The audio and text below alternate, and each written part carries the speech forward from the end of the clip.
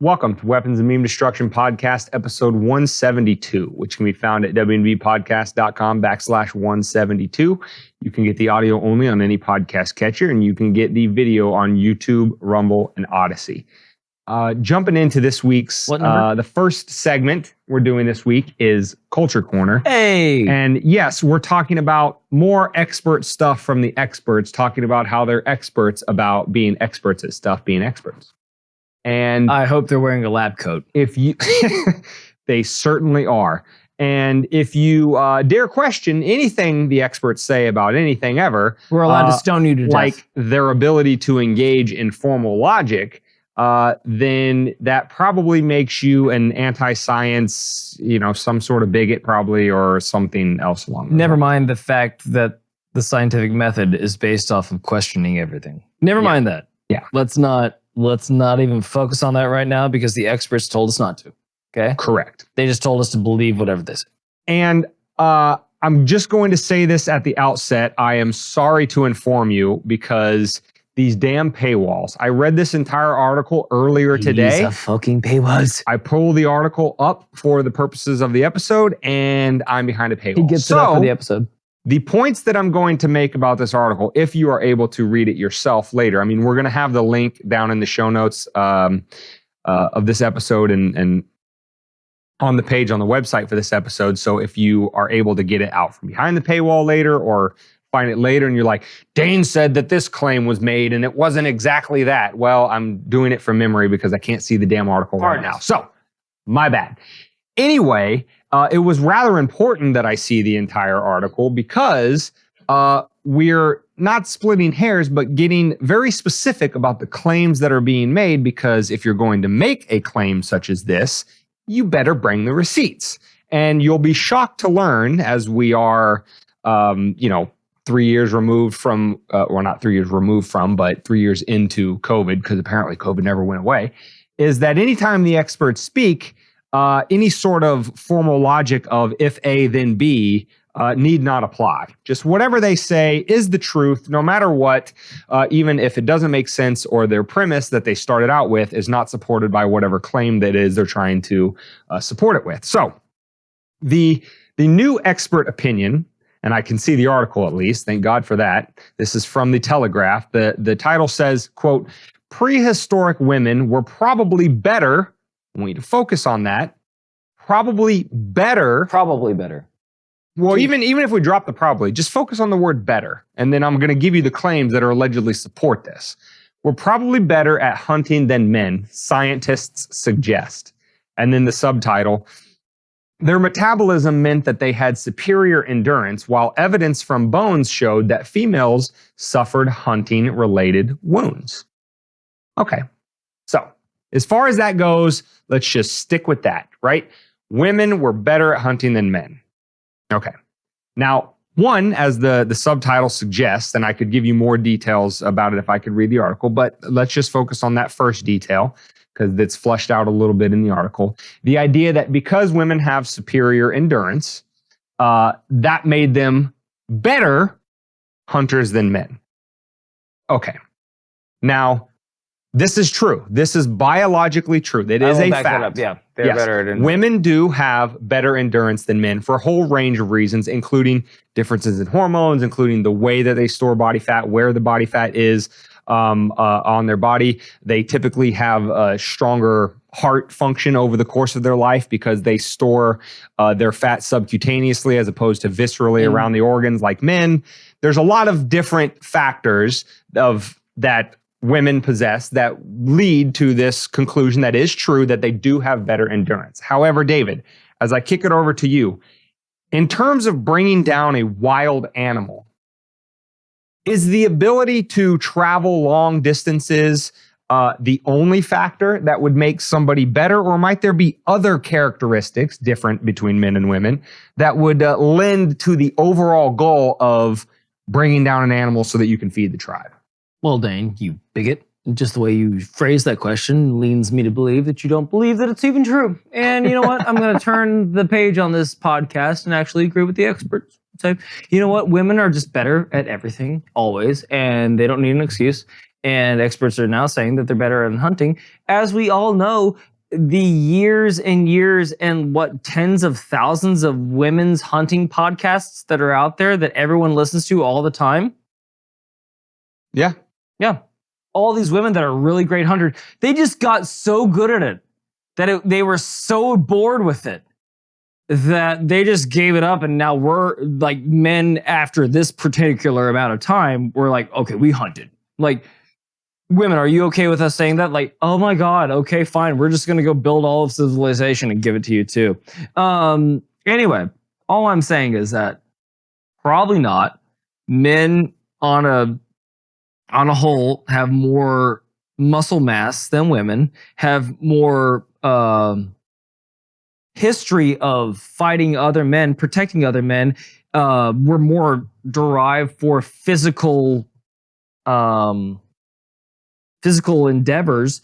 Not to mention the fact you mentioned women being genetically more predisposed to having more endurance, but women also have, once they hit puberty, their pubic bone elongates and it actually pushes their femur bones out. So it makes actually running, that makes them knock-kneed almost. So it makes running very inefficient method. Well, I'm glad you brought that up, because that's one thing that they talked about in the article. Oh, thank God. That is actually a benefit. Oh, thank God. Knock-kneedness. Yeah. Not the knock-kneedness, but the claim was made that because of the wider hips and the way that the locomotion of the leg moves because of those wider hips, it actually increased the length of their steps, which actually made their running more efficient. So in addition to just generally overall having better endurance, they also used less energy. Like if you have a woman run a marathon distance and you have a man run a marathon distance and you measure down to the calorie how much energy expenditure there was, according to the experts, there would be less energy expenditure from the woman because of the wide hips and the way that their energy locomotion works. Now, that claim I have, and again, going to fall on the sword of lack of expertise. I don't have the expertise to either refute or deny that. However, I am capable of basic formal logic. Now, that's not just because of the fact that my entire career is based on logic, but that anybody from about the age of 7 can learn the basic principles of formal logic, and to really break it down as simply as possible. If A, then B, right? Causality chains. And if you are making the claim that this person is better at a task than this person, just focusing on one narrow thing that might lead to this person having an advantage in that particular area while disregarding everything else like speed, size, strength, all of that kind of stuff, your claim that because of better endurance that made them better hunters is not supported. And I'm going to give you a modern day example because we can see this to this day. I don't remember how long, just a couple years ago, I was watching a National Geographic and they were talking about one of the African tribes that still to this day hunts the traditional way that has been done for thousands of years. And they use wearing out their prey as a way to kill them. They chase them over very long distances. Obviously, the animal is much faster. By the way, that tribe looks exactly how you think they do. The animal can run much faster, but through their superior tracking skills, the animal runs, it gets tired, it lays down, the humans catch up, the animal gets up, it runs again, but eventually it doesn't have the energy to run, the humans close in and kill it. Now, that's an endurance way to hunt. That is not the only way to hunt.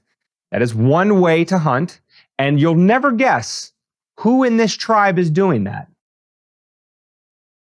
Now, is it true that the women in that tribe, for all of the reasons that the experts alluded to and that we have conceded, that they have better endurance and, maybe they have better locomotion because of the wider hip, more efficient locomotion because of the wider hips, et cetera, et cetera.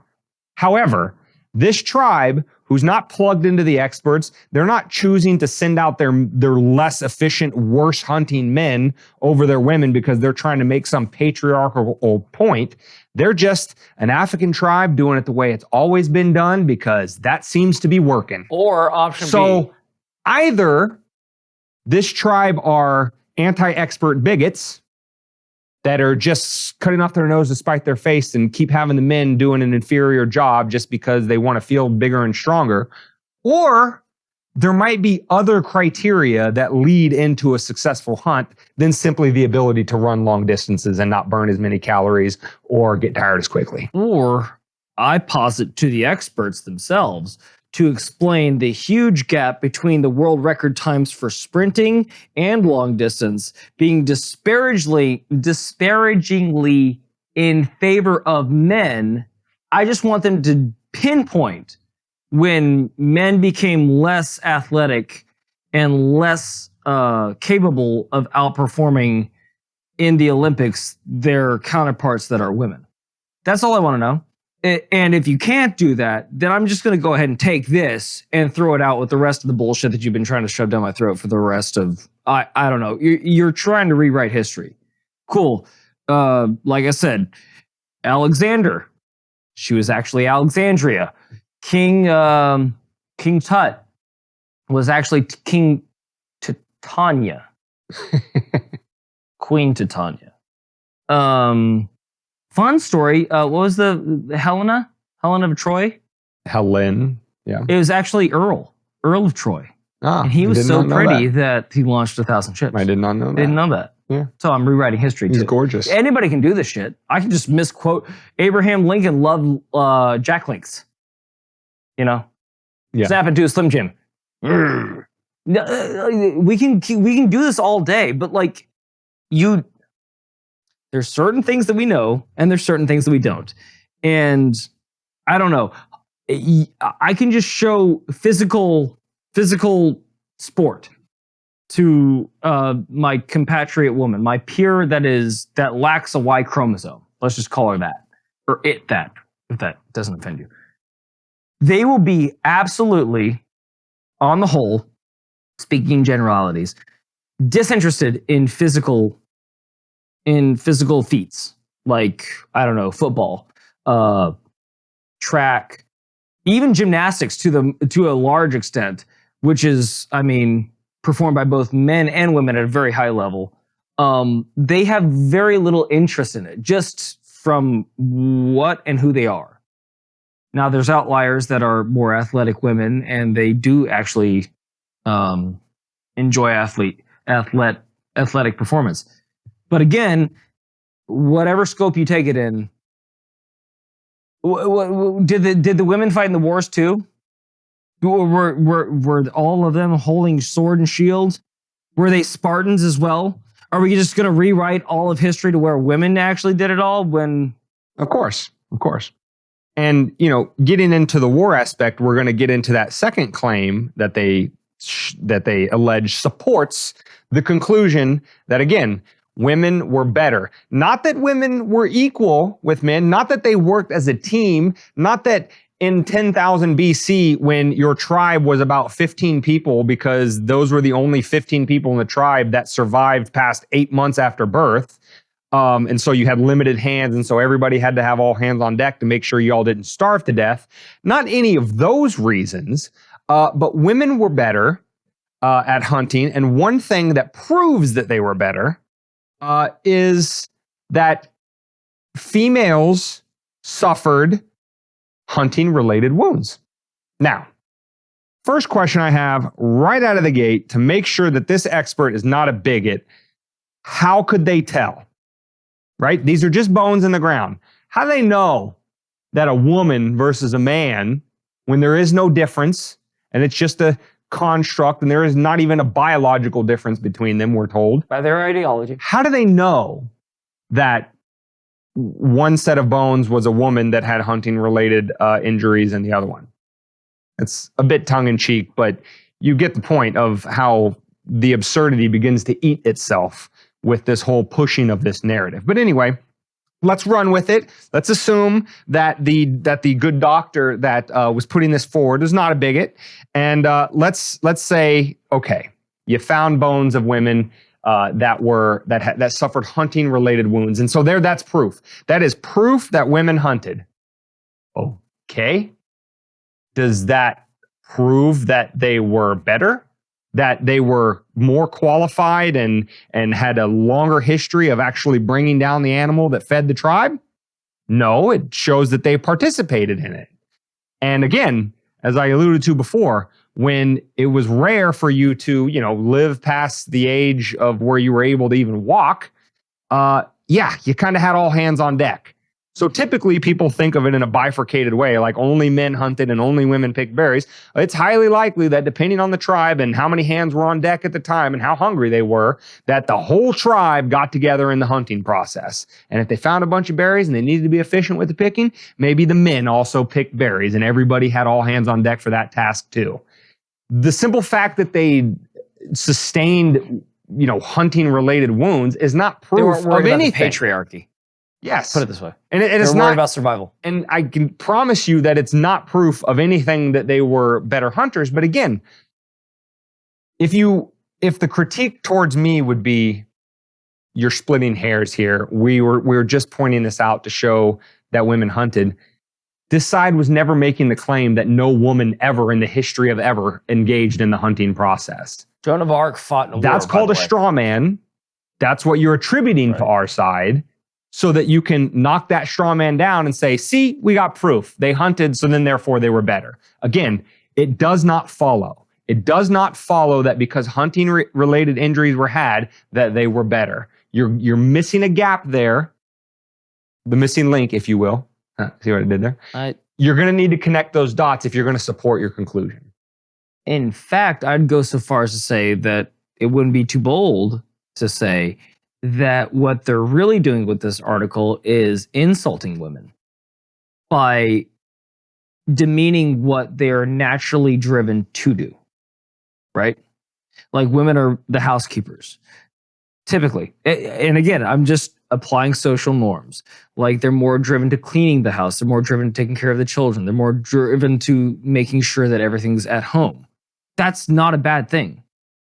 That's not a bad thing at all. It's a good thing, because God knows I'm a fucking hedonistic man. I don't give a shit about, I'll walk in with muddy shoes, kick them off, and not even think about it, putting my foot up on the table. And I get reprimanded by my better half all the time for doing it. You need that. I'm a fucking animal. I can admit that. To say that there's a fairer sex that attenuates the smaller details, that's to be admired. It's not to be rejected completely and try to do the thing that the other person's doing just to prove they can do it better. That's not where we're at here. I don't know how it ever turned into that. So put it this way, experts, I'm bored. I'm bored with you being experts and trying to tell me all the different things that just don't make sense. So then I question your expertship, and you can claim that you're an expert all you want. I'll withhold my regards regarding you as an expert until you prove differently. And women are awesome just the way they are, and men are awesome just the way they are, and whatever the fuck you choose to call yourself, you're awesome just the way you are. Keep getting better. Yeah, it's not misogyny or patriarchy to point out the very obvious eyeball test fact that we all know from, the age that we are able to even walk or talk, is that there are distinct differences between men and women, and that's good. Look at any school playground ever. They complement each other. The things that men are good at complement the things that women are not as good at or as proficient at. And the things that women are good at that men aren't complement where men are deficient in those categories. And yes, there are women that are good at traditionally, typically male things. And just like there are males that are good at traditionally, typically female things. And that doesn't mean that all of a sudden, again, jumping to conclusions, Matt, that doesn't mean that the entire concept of men and women is a social construct and we got to throw the whole thing out because some individuals in either group share some characteristics that belong in the other group.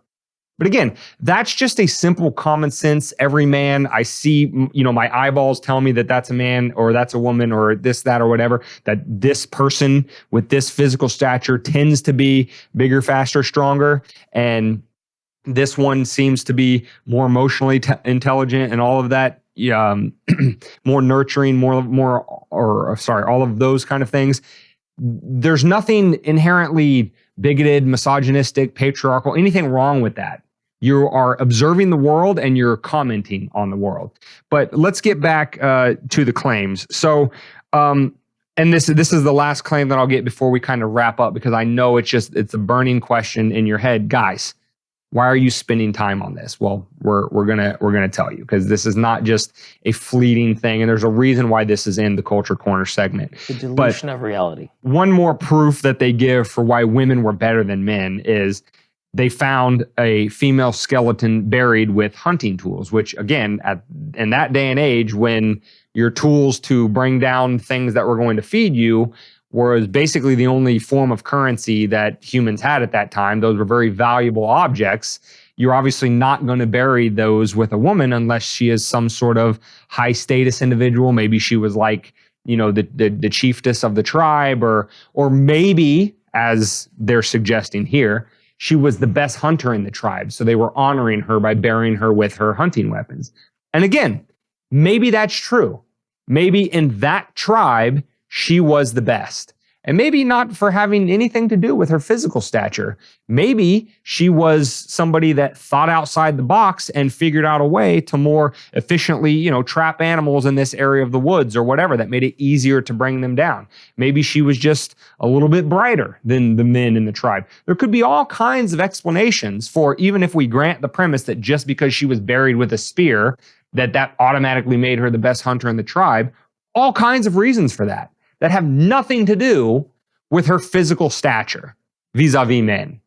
So again, this is why logic is such a key thing to have, because even if you're a doctor with all the fancy letters behind your name and you're an expert and you study this stuff and you're so smart, you need to still be able to engage in formal logic, understand what a causality chain is, look at the inception, predict how it's going to go. That's called a hypothesis. What is your conclusion? And does that match up with your conclusion so that you can report it as, yes, I think this is as close to an objective finding as possible. Therefore, I think the claim I'm making is true. If you don't go through that process, then you're just saying a bunch of shit. You're just saying women have better endurance. Yes, they do. You're just saying they have better locomotion because of the width of their hips. Yes, they do. But you're not saying that those things prove definitively that they were better at this specific task, which requires a very definitive conclusion, which is, did you bring the animal down? Did you feed the tribe? And again, if we look at modern tribes who still do this in the real world today, we don't got to theorize about 10,000 BC. We can go out and watch them. Who do their tribes pick to go do all of that hunting? I would venture to say that the experts are the ones doing it today, not the ivory tower people standing, from on high saying, I think that this is definitively true because I have decided it. And why have they decided it? Well, let me tell you a little bit about Dr. Kara Achabach, who was the expert who was cited in this article. She is a professor. Okay. She is a professor at Notre Dame, and her research and teaching interests are, quote, human biology, cold climate physiology, cultural cold climate coping mechanisms, try saying that 5 times fast, anthropology of sports, humans at the extremes, and science communication. So again, all of her areas of interest seem to be aligned with this thing that she's studied. But when we get into her biography a little bit, we go down a couple paragraphs. It says, finally, and this is really going to give you a window into everything, isn't it?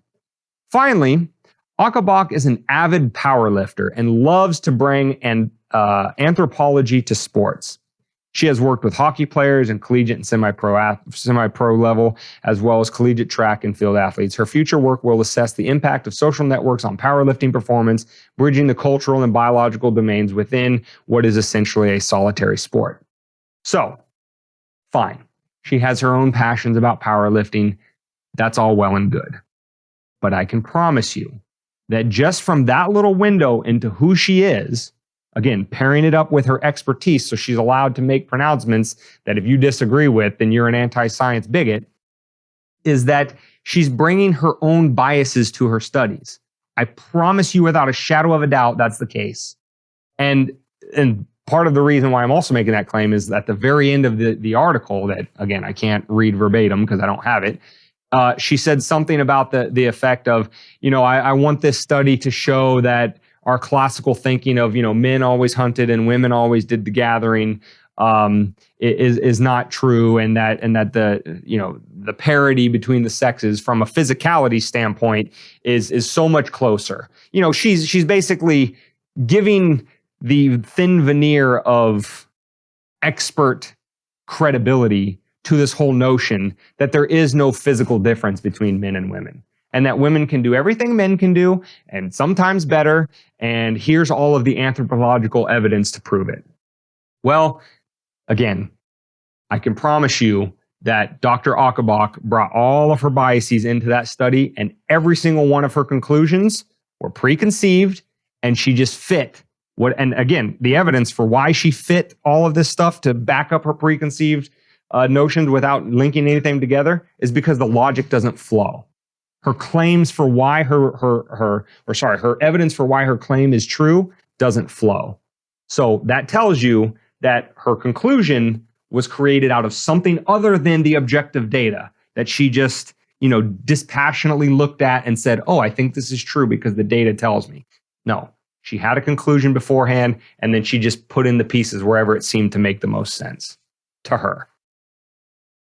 And all I wanted to say on that final summation was that the only reason that you're asking Dana David, with all that being said about Dr. Achenbach, why are you covering it on this podcast? And it's simply because their experts are telling you things that flies in the face of what we know about our human history.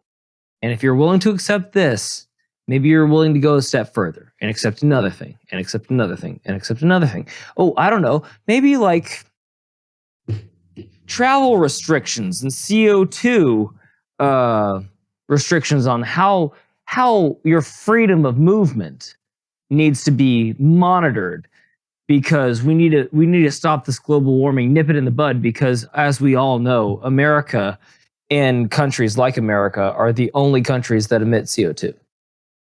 Yeah, I mean, that's exactly what it is. That's exactly why an article, a nondescript, seemingly insignificant article like that, or the fact that study is even making front page news, is important, because there's a very concerted effort by experts to destroy any sort of... Can we start doing this whenever you say experts? To destroy any biological differences between men and women, because it advances their culture war agenda, right? If there's no distinction between biological males and females, well, then humans just become this infinitely malleable clay that the expert class can mold into whatever they want. And that has ripple effects all throughout society. That's not just biological males in sports with women. That is everything up to and including attacking the nuclear family, making people more dependent on the state because, again, they're not dependent on each other within the family structure. All of those things are part of it, but it's also, as David was alluding to, it's this very 1984-ish thing where if they can get you to believe that there's no such thing as differences between men and women, despite what your eyeballs and lived experience tell you on a daily basis, if they can make you disbelieve your own eyes, they can make you believe 2 + 2 is 5. And if they can make you believe 2 + 2 is 5, then there's no end to the amount of things that they can force you to believe and never question and force you to do, simply because the experts said it was a good idea. And, I'm not even saying that Dr. Achenbach herself is intentionally aware that this is what she's doing. She's just another expert with a useless credential that's getting boatloads of grant money to study her own narrow, narcissistic self-interest to manufacture data in support of her preconceived biases. That's it. That's all she's doing. She's not engaged in some grand conspiracy to overturn the gender constructs. Maybe she believes in that, but I think she's just an expert that is studying her own self-interests. But she's just a cog in the wheel. And the wheel is what the rest of us need to see. Because if the rest of us believe this bullshit that, well, the expert said it, so that settles it, and don't ever ask any questions or look at any reading of between the lines, then the wheel's going to roll over all of us. It's going to march. It's going to have all of humanity running off the cliff as the experts are leading them from the charge saying gravity is racist. That's what we have to avoid like the plague. This is a small piece of it, but it's definitely not the beginning or the end. And after that wheel rolled right over my perfect segue that I gave you that you just completely missed and took a fucking left turn back on I the knew freeway. you were trying to do a segue, but Back you assumed onto I the was freeway. done. You said you were done. I did not. Before the 10-minute diatribe that you went on Dr. No. Akaba. I never You said said, let me just surmise it by this. And then it was 10 minutes. And I was like, okay, so next one. And then you're like, I got another thing to say about Dr. Akaba. Mm. I buttered it, doughed it, sent it. What do we call that in FIFA, Dane? A buttery Croissant. Thank you. I It's sent you a also what buttery we call it croissant. at the Thanksgiving table. Thank you. By the way, we didn't have this year. That makes me kind of sad. I love those things. You don't eat them because You should you're have sent a text message to some people because you haven't had about a who was carb. taking what, when, where, You haven't why. had a carb since '96. Had a carb. All right. Anyway. I got another one. Disillusionment of all this non-aside. Speaking of wheels, Dane, how far can we go before the government says we can't spin that wheel anymore? We've spent too much CO2 tax. Another buttery croissant. Nice work, dude. Thanks, Dane. You know, listen, you had 2 weeks off, so I feel like you need to practice with your segues, and so I'm just giving you more opportunities to do so. Okay. What are you getting so? What are you getting so bent out of shape for? Totally calmer than you are. Yeah. Talk about Dr. Akba. So anyway, so what is? All right, way to go, Donnie. Anyway, sorry. David with the random movie quotes that literally 2.5% of you get. I get it. But do you think? How dare you? You think all the people get it? I think a large amount. If you don't know, comment. If you know where that's from, say the name of the movie and then call Dane David, Dick. listen. Just by virtue of proximity, of being around you my entire life, I know many of your quotes because I've heard them, or B, I've watched many of the same, not all, very few very many I have not. Many is generous. But I have watched many of the same movies as you. Few Often watch the movie with you at the same time. And even I don't get many of them. So you think just some random You're the only one, person that doesn't give us $1 a month to make this thing profitable is going to know what you're saying? The unabated call to action. Forget profitability. We're just trying to break even. I'll suck yo. Come on, baby. Anyway. Okay. So the bigger That thing, wasn't a quote, by the way. the wheel, if you will, that we're trying to avoid. And the sky keeps on turning. Is an article we have from Zero Hedge that is titled, "Coming Soon, Your Travel Will Be Restricted by Personal Carbon Allowance." And What's a personal carbon allowance, you asked? the subtitle says that experts suggest Oh, fuck, there they are again. your standard of living be reduced by over 85%. When do we get to vote on these experts, by the way, that are having so much to do with our lives and what we can and can't do with them? You know, you never do. Huh. Now that you bring it up. We just get told that they are, so we have to listen to them.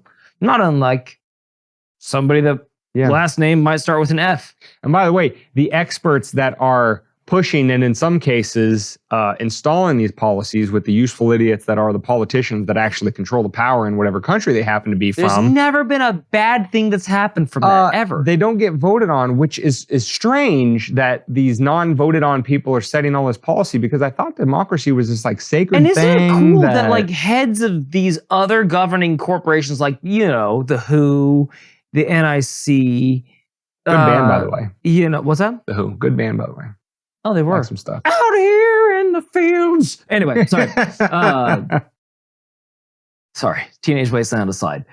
It's funny how all these like former heads of these governing bodies, like what was the other one that we were hearing from all the time? It was the WHO, the World Health Organization, and the CDA. Or what? CDC? CDC in the there we go. U.S. In the U.S. Who is an right. international Yeah, CDC? and then like all these heads that came out and said like, "Hey, you should definitely do this." And then all of a sudden And they none of them retire. did it? They retire from their positions at those places to take on their board membership at Pfizer, Moderna, Make tons of Johnson money. and Johnson, and And make they make tons money. of money. And they make money. But you never hear about them. But then they're on CNN as a former expert of so on and so forth. They never mention any ties that they have to Pfizer, any ties that they have to Lockheed Martin. They don't mention any of that, but they were a former expert and they used to hold this field, so we need to listen to them. So that these other places that they're coming... I digressed. Yeah. I'm sure this will be completely different than all the other times that this has happened ever. Yeah, exactly. So the subtitle says, a report on the future of travel and tourism, co-authored by a travel agency called Intrepid Travel and the Future Labs Institute, posits a future deeply impacted by climate change and restrictions on tourist travel to combat it. And the article goes in, which again, we're going to link down in the show notes on this article. This one is not behind a paywall. Thank you, Zero Hedge. Maybe we should start putting our articles behind paywalls. So you'll be able to read it. But the article, as you'll see, goes into a global climate allowance that all of the experts of the world agree to, that by 2050, all of them, humanity should not produce any more than 750 billion tons of CO2 a year. By the way, you can't get not 10 out of 10 doctors to say that you should brush your teeth, or dentists to say that you should brush your teeth. But they got all the experts to agree to this. To agree that every single complex, both growing and fully developed economy on the planet is going to work in unison. Every single one of them. To meet this target. 10 out of 10 dentists won't sign off on Sensodyne. That's all I'm saying. All I'm saying. So the article goes on to say that if you break down that 750 billion by the number of people on Earth, then that means that every individual would be limited to 2.3 tons of CO2 each year. And just for a visual of how much that is one round trip from Rio de Janeiro, Brazil to Riyadh, Saudi Arabia and back. Good luck getting back. That's Good luck getting back for nowadays. But anyway, that aside, would be, under these experts' proposal. You've got the worst travel agent ever. That would, that would be, under these experts' proposal, what it would take to get the global human population to that 2050 target. And so remember, that trip, like, you don't get that trip and then the rest of your life to live, commuting to work so that you can make money that the government steals at least 30% or more from if you're in a socialist country every day. All of that, or, I don't know, I guess riding a bike around because you're breathing too heavy. So, you're getting rid of CO2 there. I'm sure they're probably going to eventually attach something to your face to make sure you're not breathing too much. It's a great way to stay in shape. That's what you get for the whole year. That one trip that we gave you for the visual, that's what you get for the whole year. Now, where do we stand today? Just for a little bit of context, again, from the article, you can read it in more detail if you'd like. The average USA consumption, so the roughly 330 million people in the United States, currently consume about 16 tons per person a year. So well above the 2.3 that's allowed. In the UK, it's 11.7 tons. In Australia, it's 15 tons. In Canada, it's 15.22. So if you're talking about what your average daily life consists of and how much CO2 you burn, going to work, taking a family trip to Disney on the weekend, and everything else in between, all of that is out the window. I mean, unless you're going to spend half the year, just laying in bed and not moving to try to, breathe as little as possible. Now, the first thing that I want to say about this is let's go all the way back to 1, 2, 3 years ago in the height of COVID. When all of the experts were telling us, stay home, save lives, social distance, wash your hands, don't go to large events because those are super spreader events. Spray down your groceries. Yeah. And for then an airborne disease. Slowly but surely, those experts, and again, they're useful idiots in politics, do all of not that.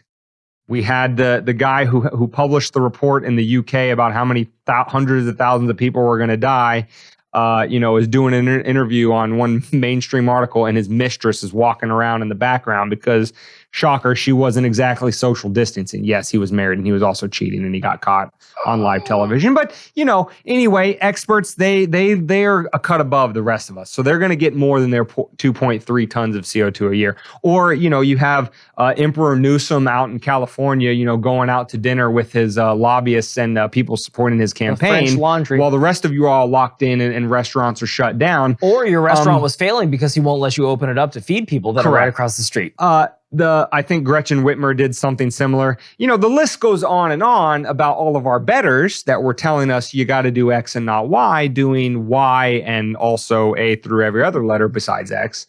That's how they acted during COVID, when, as scary as they made that out to be, let's be honest, folks.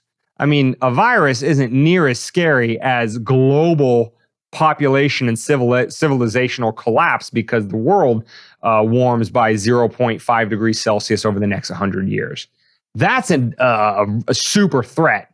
So if they acted like that during COVID, again, as scary as the virus was, we're talking all life on Earth ending if we don't listen to the experts now. Happening. I'm thinking that maybe this go around, David, the experts might follow their own prescriptions for the rest of us. What do you think? What are you putting the over under on that? In fact, I bet those experts right now are living in a treehouse in the Amazon, spending 0 CO2, using a lot of solar and wind technologies to harbor the little amount of energy that they do use. Can I drop this facade now? Yeah. Okay, so I'm going to go ahead and assume that the policies that they're going to hand down, which is always how these things shake out, the people, just from what you were saying, that you're going to only be able allotted a certain amount, I'm sure they'll add a tax. They won't say that you can't do it, but we're going to have to put a tax onto the additional CO2 that we're not limiting your freedom. We're just saying that we're going to charge you more for where you're going to go. Well, who does that benefit, Dane? Does that benefit the single mother of 2 that needs to commute into the inner city to go to her job so she can keep paying rent? And to her second and third job at the end of the day, yeah. And, but not to mention the fact that the energy that's burned to keep the lights on to watch her kids while she's doing that's going to be allotted to her CO2, is it not? Or is that the kids' CO2?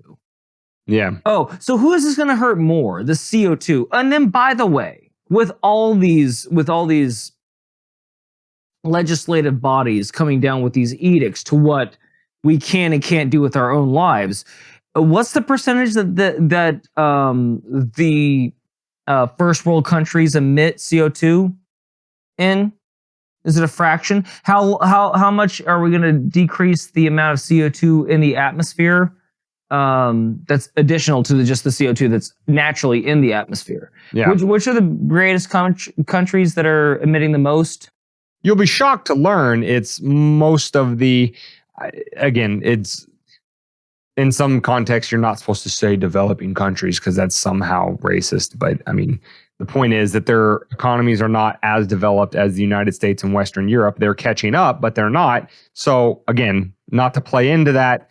Yes, it's usually the developing countries. It's the quote unquote global South. It's, South American countries, African countries. It's China. India. It's India. Yes, exactly. I saw a fun story, TrueTube. Just this week, I saw a TikTok of 42 million tires burning in the desert. Yeah, burning in the desert. Yeah. Just burning. Yeah. Emitting the blackest of black smoke you could ever imagine. Just straight up into the atmosphere. Yeah. So, but I'm the problem because I drove to Starbucks to get a Frappuccino. Yeah. Or you're the problem because you went to get your Frappuccino instead of flew on your private jet with you and 2 other people. By the way, a cow farted while it was giving the milk for that Frappuccino, so double my CO2. Yeah. Yes, cow farts. While, they fly on their private jet all the way over to wherever the hell it is, the WEF holds their things. Eat bug somewhere burgers in Switzerland, and I think, be happier like for it while they're eating grade A steaks from the finest restaurants with our money funding them. Now, this would all be as bad as far as it goes by saying, what you mean to tell me I have to reduce my lifestyle by 85% because these quote unquote experts said so. Tell me. If that was all it was, and just that superficial look at it was as far as it went, that would be bad enough. But Zero Hedge makes a rather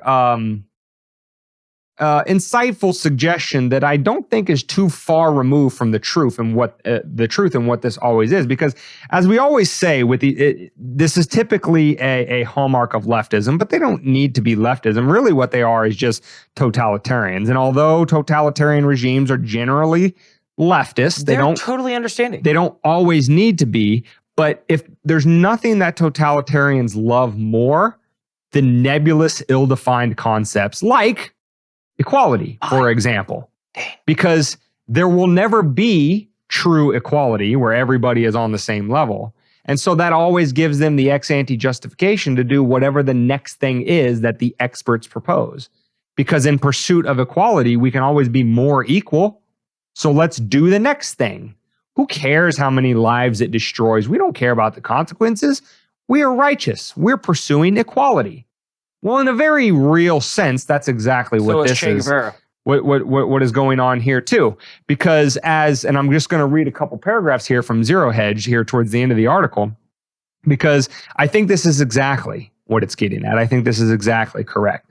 So what does all this have to do with central banking digital currencies? This is from Zero Hedge. Quote, because we think CBDCs will invariably launch as or morph into personal carbon footprint quotas. Right now, what we call the fiat money system uses debt for money. That's no longer sustainable. So what we're expecting is an attempt to switch what we loosely identify as money away from symbolic tokens backed by debt to social credit scores backed by personal carbon footprint quotas. Oh, son of a bitch. Expanding on this theme, probably, is another report from the Future Labs that was one of the ones identified in the title as putting forth this idea. Another report from Future Labs on, quote, neo-collectivism. And if your ears haven't perked up at that term, they should be.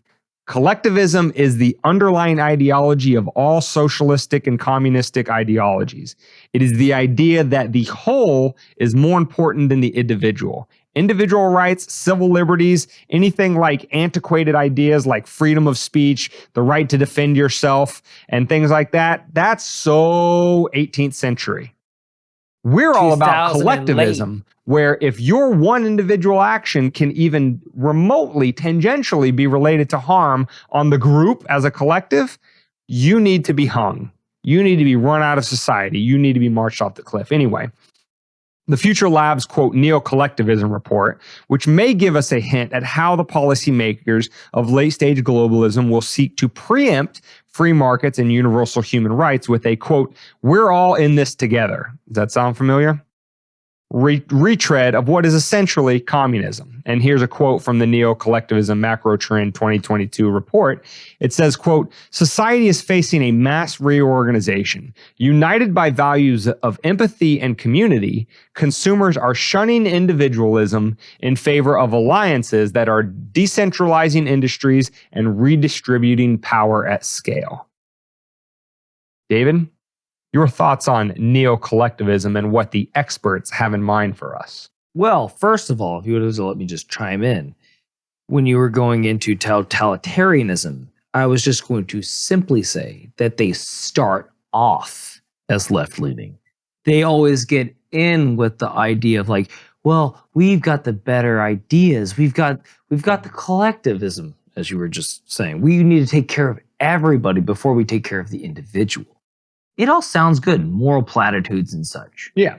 Until they get into power. And then all of a sudden, that all goes by the wayside, and they do whatever the fuck they want. Kind of like they did in Venezuela, right? Kind of like they did in Colombia.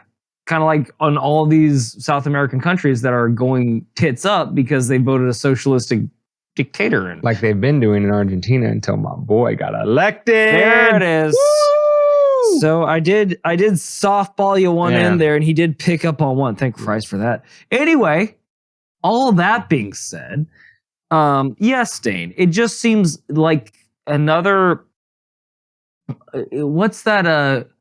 Miyamoto Masashi wrote the Book of the Five Rings. He's the most famous or the most lineaged samurai of all time, 172 duels or whatever. But he wrote a Book of the Five Rings. And he thought that you don't need to just be a gardener in a war, and you don't need to be the warrior in the garden. Like, you should be all things all at once. You should be the warrior. You should be the caregiver. You should be the artist. You should be the musician. You should pursue all passions like that. And hang on, I'm going to get there. I'm not saying anything. I'm going to get there. And his big line in that book was, once you know the path, you see it broadly in all things. And I condensed that down to government. Once you know what their main goal is, you see what they're doing in everything that they do. So what they're doing here is they're saying, we have a world-altering event that no one can deny except for everybody that does.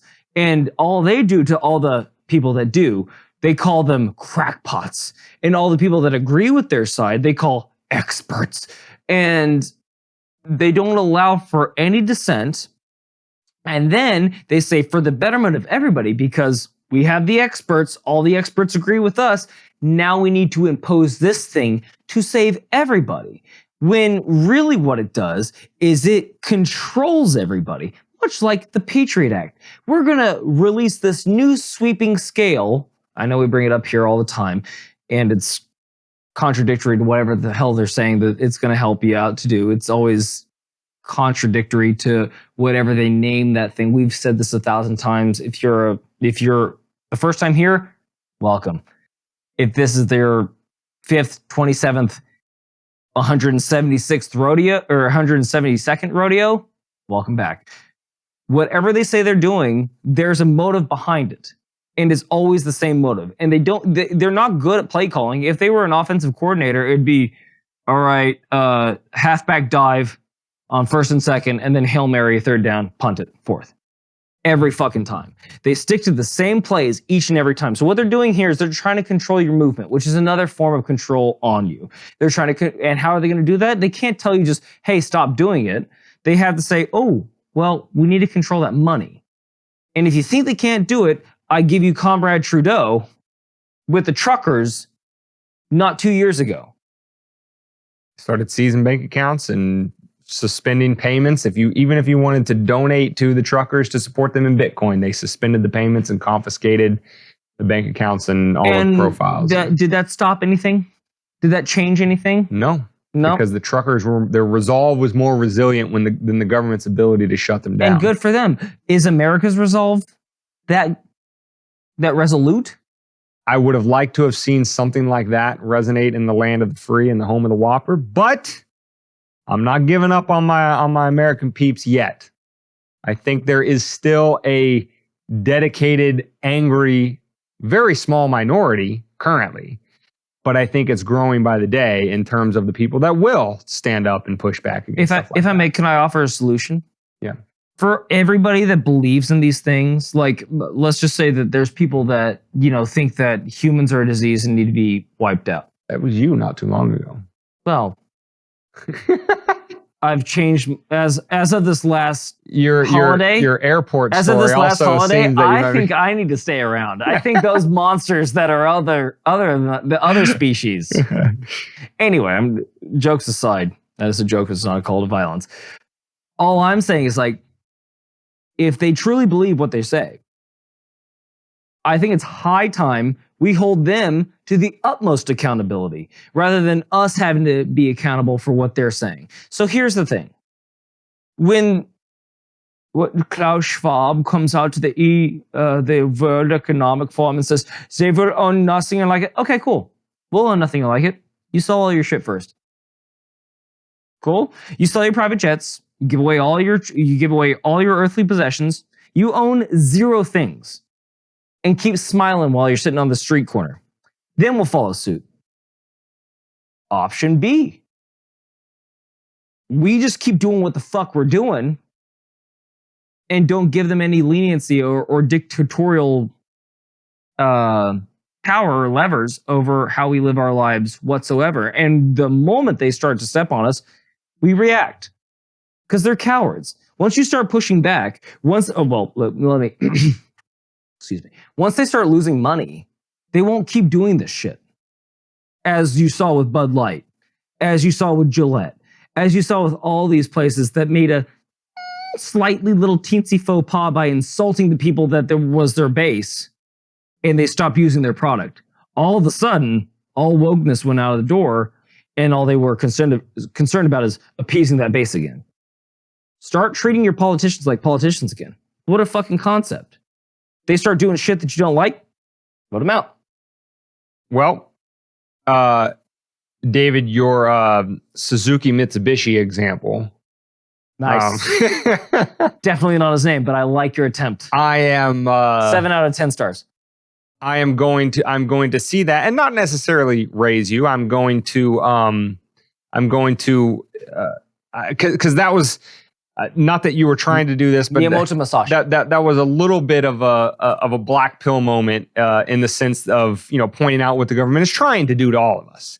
And I don't think it's necessarily black pill as it is to just say that, you know, yeah, it's kind of bleak when you think about these people with immense power and what their designs are for all of us.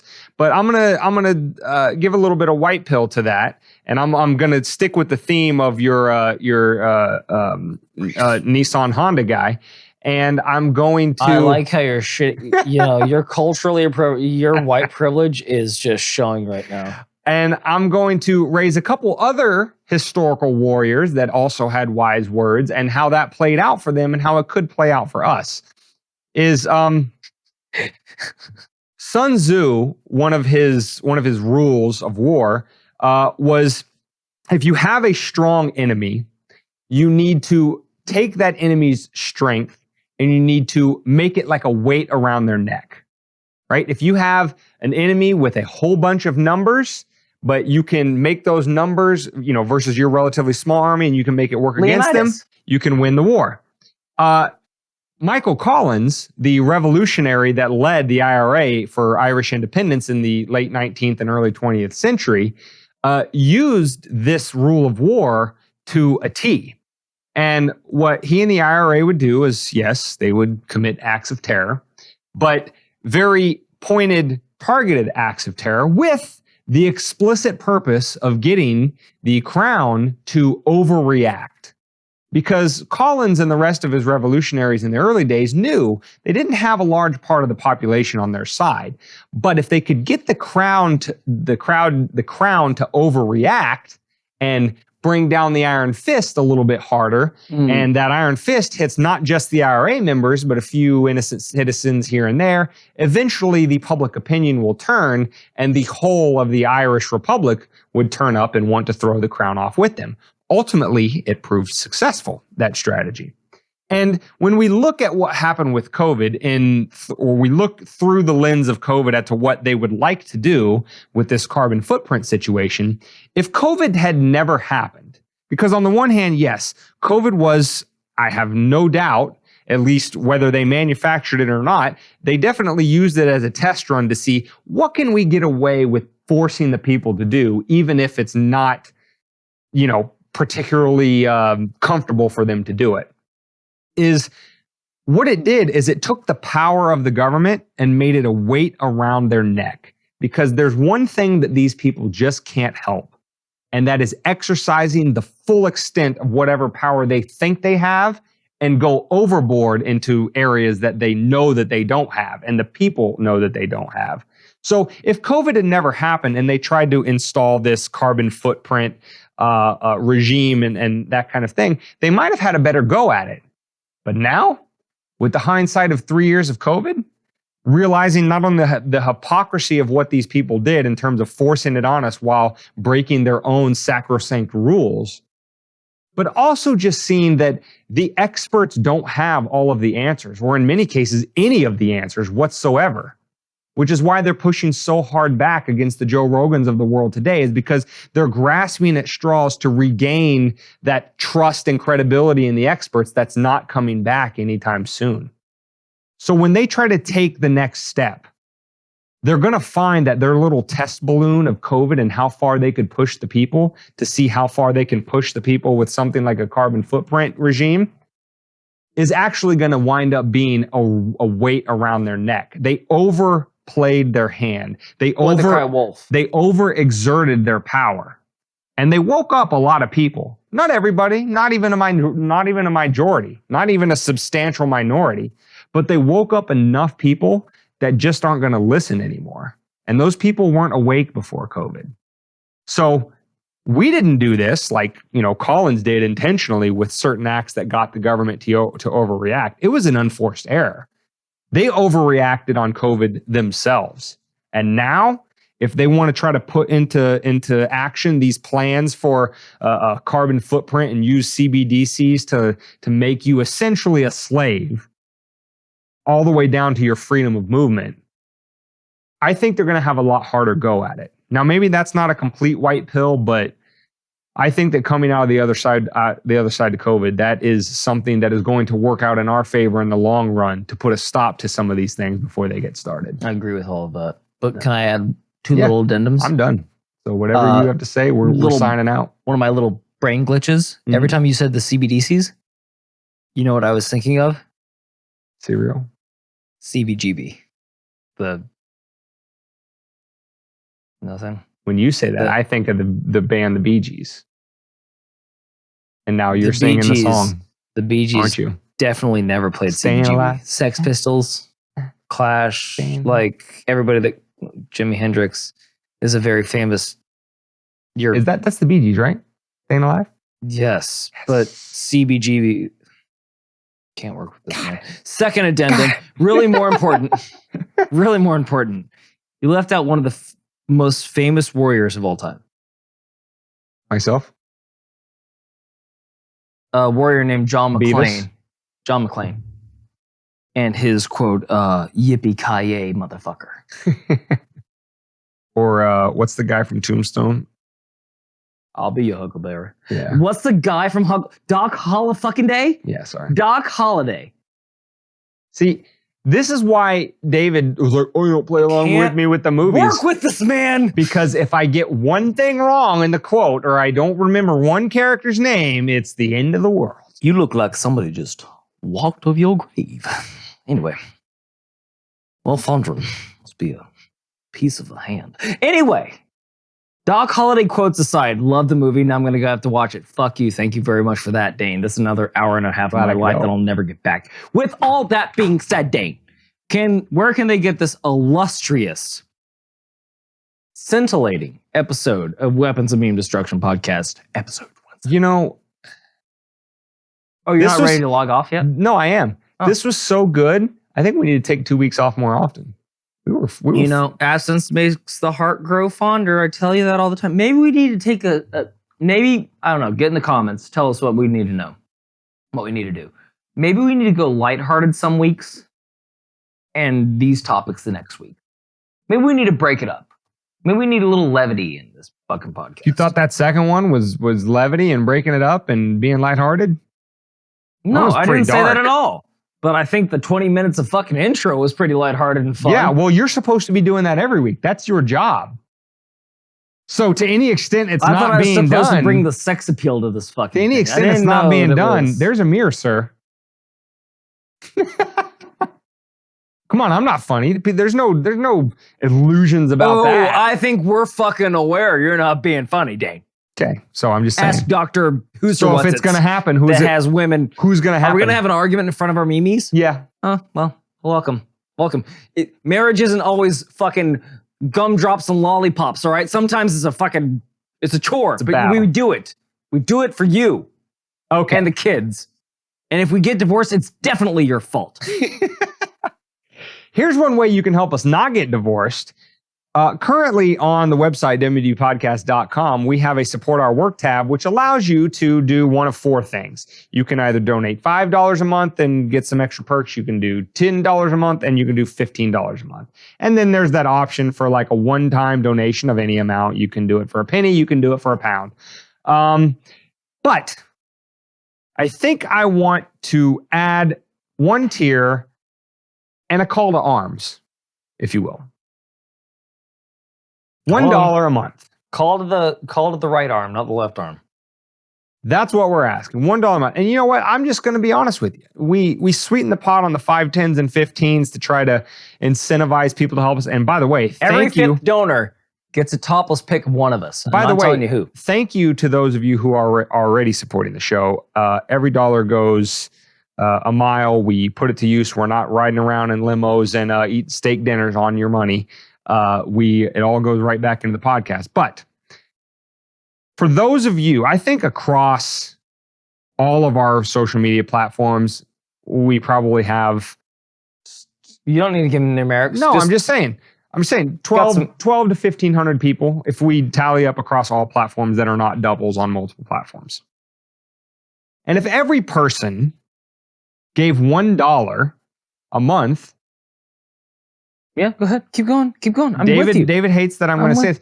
You could just get it over with. Rip the Band-Aid off. Have this podcast breaking neutral. Rip it off. Just rip that fucking Band-Aid off. It's $1 a day. It's in the black. It's even. We're not making anything on it. We're not going into the poorhouse. What do the Hodge twins call them? You freeloaders over here on YouTube. Now listen. Okay. You're not a bad person if you don't have $1 a month to give. I'm just kidding. We're not one of those poor kids in some third world country that you're trying to feed on $1 a month. In the arms of the angel. But it's far away from here. The point is that based on our current production costs. Sorry, I was gonna keep going, but I couldn't. Thank you. I broke. Sorry. Based on our current production costs, we are not a million miles removed. Just will you let me finish? Stop. And then you can just go later and talk about how you're some great person and I'm a bleeding or I'm a terrible evil capitalist. Don't tell them numerics. We don't need to let them know. I'm just saying that for a very small number of people at $1 a month could support this podcast indefinitely. That's one cheeseburger. Not even a full cheeseburger. We're not even trying to get rich on this thing. McDonald's is charging you more for a piece of shit burger. So $1, and again, so I told you I was going to be honest with you.